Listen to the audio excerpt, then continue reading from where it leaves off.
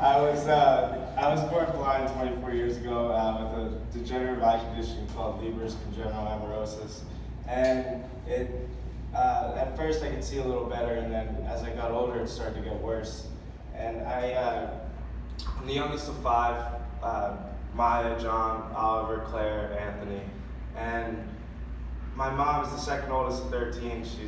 So I have 60 cousins that all grew up in Monmouth County with me in New Jersey, in a small beach town, Spring Lake.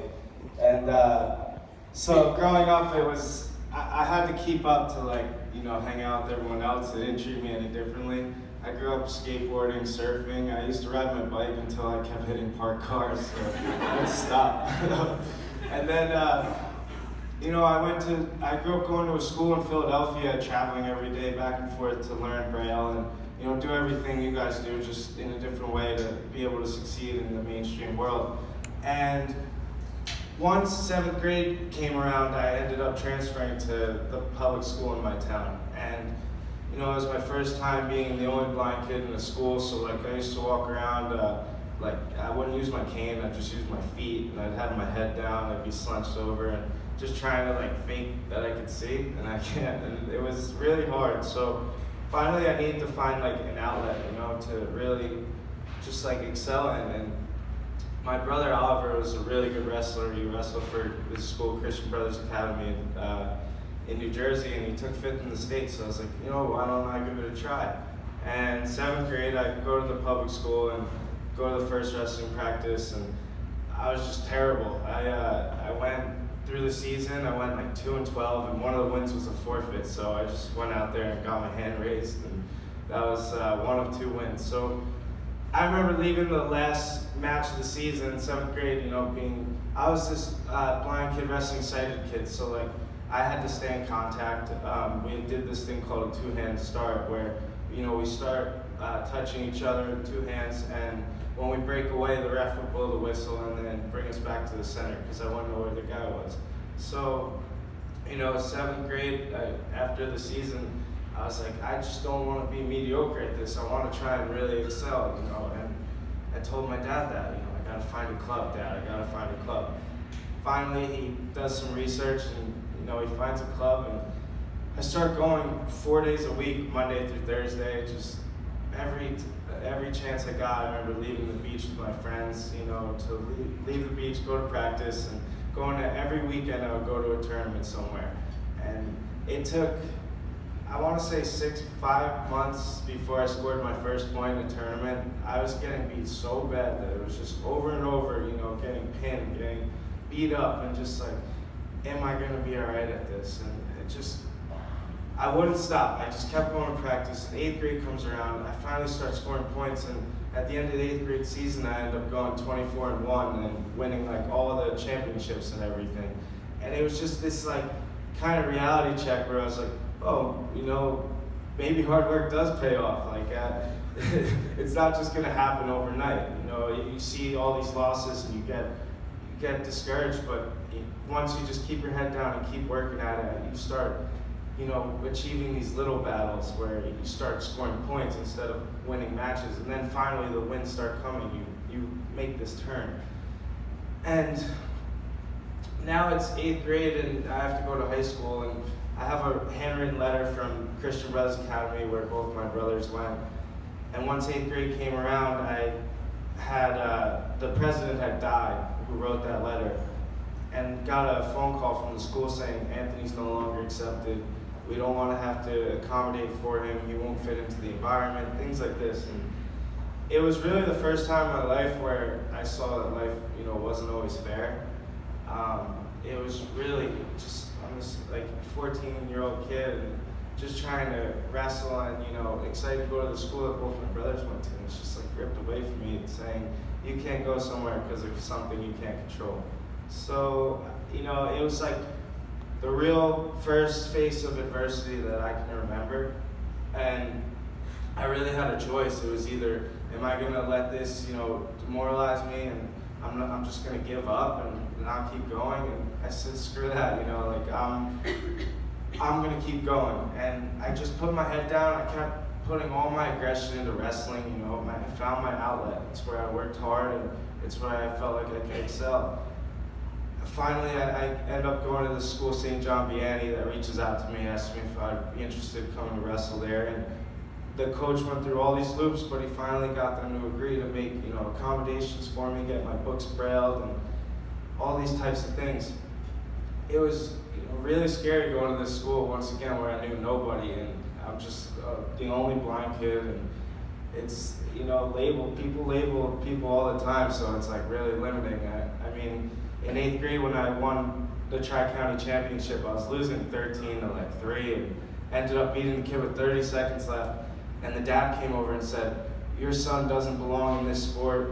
He has an unfair advantage that my kid has to stay in contact with him. He should go in the Special Olympics. He should try a different sport." All these things, and it was just it was terrible.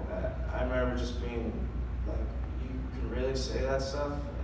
Like, I'm just a kid trying to work hard right now. And that bothered me for a long time, but I just kept training. It wasn't letting things people were saying all the time. Like, I would hear things like, he has an unfair advantage, he's faking being blind. Someone was telling that to my dad, and while they were saying it, I'm falling over the bleachers. So it's just like, I don't know, it's the world, people can be really ignorant, and it's just about like teaching them. And kept going through high school, making a name for myself in wrestling. I was varsity all 4 years. I ended up becoming the first 3-year captain at that school, and I just kept excelling and putting everything into wrestling, really. And finally, my junior year comes around, and I win this district championship. And my brother Oliver, at the time, was really into film, and he took a video of me, 2-minute clip of me just talking what it was like to be a blind wrestler, dealing with adversity in life, and just the things that I came across and struggles that I've had to, overcome and just accomplish. And he posted that after I won this championship my junior year, and someone reached out to him saying, "This is a really great story, what are you doing with it?" And my brother told him, "Nothing, not right now, I don't have the resources." They ended up sitting down and having a meeting. At the conclusion of the meeting, they decided to make a full feature-length documentary of my senior year, and they followed me around for all of my senior year, just with wrestling and some of life and different things, and captured a lot of great things in real time. And while this was happening, it was me trying to become the first blind state champion in New Jersey. I had all these goals, I'm going to become this. And after my senior year concludes, I don't achieve those goals, but these goals were so high that it was almost unrealistic. But my philosophy is that you have to set your goals extremely high to where if you fall short, you're right where you should be. I ended up, when I look back to high school, I ended up seeing you won 122 matches, 19 losses, and you did all these great things, two-time district champion, and just fighting, sighted kids and not making any excuses. And seeing these things, looking back, it was just a really great accomplishment, and I was really happy just reflecting on it. So 2 years go by, and the film is put on the shelf after my senior year. My brother buys a house, and the guy Chris has a kid, and things, just life gets in the way. 2015, Chris pulls the film off the shelf. He's like, "I gotta see what I have here, I gotta see what's going on." And he puts the first 15 minutes together of this film, and he can't wait to show my brother. He's all excited. They schedule a meeting. The day before the meeting, my brother, at 27 years old, who was my hero, he ended up passing away of a drug overdose, and never got to see any of his film that he created. With that, Chris came to my brother's funeral in 2015 saying, "Whatever it takes, I'm going to finish this film, for your family, for your brother, for everyone." And in the next year and a half, that's exactly what he did. He put all his time into, finishing this film. It was all self-funded, and it was time to raise money for it. To crowdsource, and we put it on Kickstarter. We had to raise about $36,000 to finish the post-production. In 4 days and 6 hours, he ended up raising the $35,000, $36,000, and at the end of the month on Kickstarter, we raised $87,000, and it was just unbelievable, seeing all the support, people coming through out of nowhere, like people I've never met before, just saying all these wonderful things. I used to, in high school, I used to get really upset when these newspaper articles would come up to me over and over. They'd say, blind wrestler, and I'd be like, get away from me. Like, I'm just a wrestler who happens to be blind, and I'm really trying to just be like everyone else and fit in. And I kept doing these articles, and I received like letters or notes of people saying, just seeing what you've been able to do with no excuses, it really has helped me, to get clean or to go out and get a job and things like this. And I saw that if me giving 5 minutes of my time to a newspaper article could help someone else, then it's more than worth it. And so when this trailer was put on Kickstarter, it went viral on all social platforms, and it got like 1.5 million views or something. And one of the views was the United States Olympic Committee, and they called me up, and I got a phone call one day. I'm sitting in my house, and at the time I'm kind of feeling sorry for myself, just missing my brother and not doing too much at the moment, and just feeling down, having a bad attitude. And I get this phone call, it's like, hello, is this Anthony Ferraro? And I'm like, yep. And they're like, this is the United States Olympic Committee. And I was like, you have the wrong number, I'm sorry, bye. And they said, no, we don't. We just saw the trailer to your film, and if you have any of that talent left from wrestling, wrestling's no longer in the Paralympics, but the next best thing closest to it is judo, and it's basically a mixed martial art close to jiu-jitsu, and it's a lot of like throwing and grappling, arm bars and things like that. And they asked me if I considered, training, traveling around the world to compete and try to qualify for the 2020 Paralympics. And with judo in the Paralympics, the only disability is visual impairment. So I was like, all right, let me call you right back. And I called my wrestling coach. I was like, I just got a call from the United States Paralympic Committee about judo. And he's like, shut up and like, go do it. He's like, hang up and call him back. And that's exactly what I did. This was about 3 years ago. And since then, I've been going around the world. I've been able to go to Tokyo, Azerbaijan, Brazil, Portugal, Paris, just all these amazing places. I have a huge tournament coming up in January for the Pan American Championships in Canada, and I've secured the #1 spot in the country, and currently am about 20 or 21 in the world. And right now I'm currently trying to qualify for the 2020 games in Tokyo. So that's kind of where my story is to right now. And really what I try to tell people is you can run into all these challenges in life, or in the workplace, whatever it may be, and it's how we deal with the adversity. It's how we deal with the mistakes or the losses or things not going our way is really how it defines you as a person or a company or anything. And just to keep going, people ask me what's it like doing it with a disability? And I ask them, I tell them, the only disability is a bad attitude. There's people that are in wheelchairs climbing mountains, and there's people that are sitting around feeling sorry for themselves. So I just want you guys to take that with you, and when you're working together, you might be, frustrated about something one day, but when you're coming into the office with your team, it's about how you interact with each other. You don't know what kind of day someone's having. You don't know the impact you have on other people. So to carry yourself with, respect and just humility and to help others is really the way to be. So I really appreciate you guys having me here and telling my story. And thank you. If there's any questions, please feel free to ask.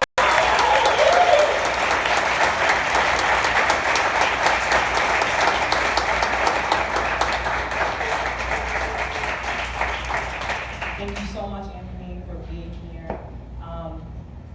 One of the reasons why I wanted you to come speak to us is because your story story hits on every one of our 9 noble virtues: courage, truth, honor, fidelity, discipline.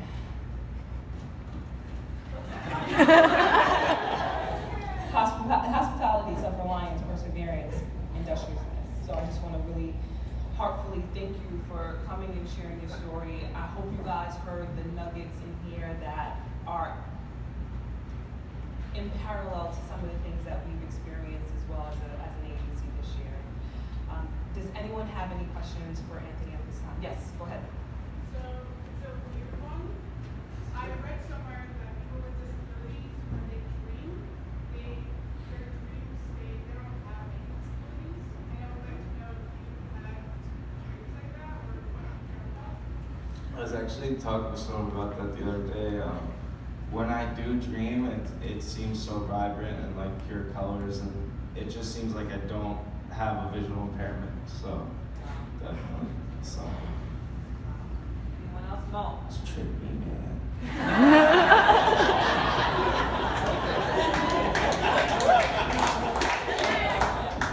Mo, go ahead.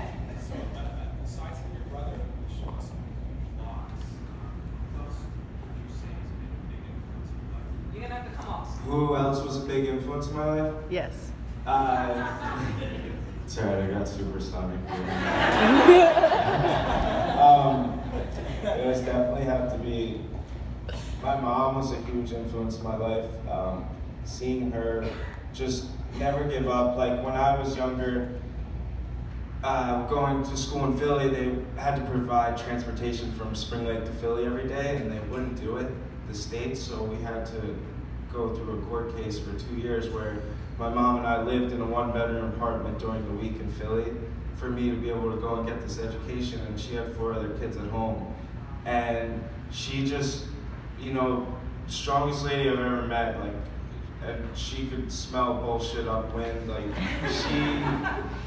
I don't know, she's just such a hero to me, and I remember as a kid, she never made my blindness an excuse. She would never let it be. Like, she always treated me the same. I remember being in stores as a kid and just wanting like a toy or something. And be like, Mom, let me get this toy. And she'd be like, here's $5, go find the counter and pay for it. So just things like that where she like really let me, she let me ride a bike. Like, she let me go skateboard. She let me surf. All these things where those things are really crucial. It's how, how people around you are treating you. Like, labels are limiting. Like, if someone tells you you can't do something, I was always the type of person where, like, tell me I can't do something, be like, watch me, and I go try and figure it out,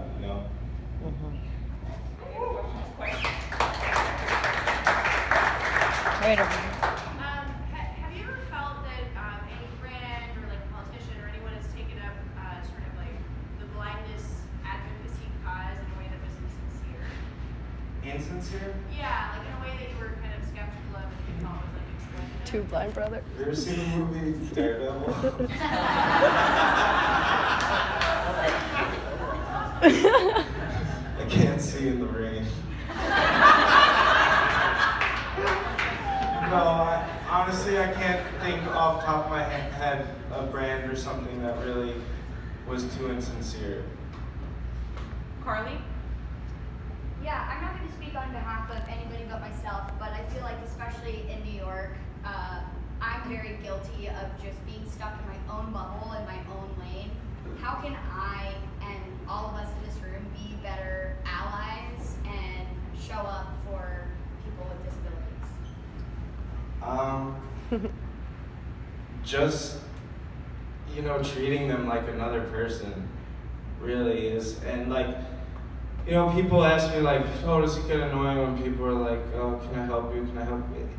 It's really like, I guess it all depends on your attitude of the day, but like, it really is such a beautiful thing when people offer help, because it doesn't happen so often anymore. So like, just saying like, hey, do you need anything? Like, it just goes a long way.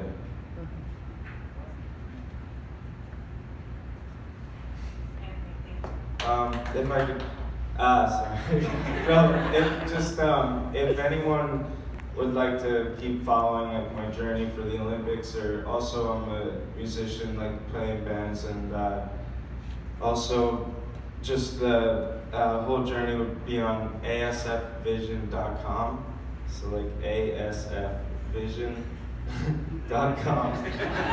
Please follow the journey. Thank you.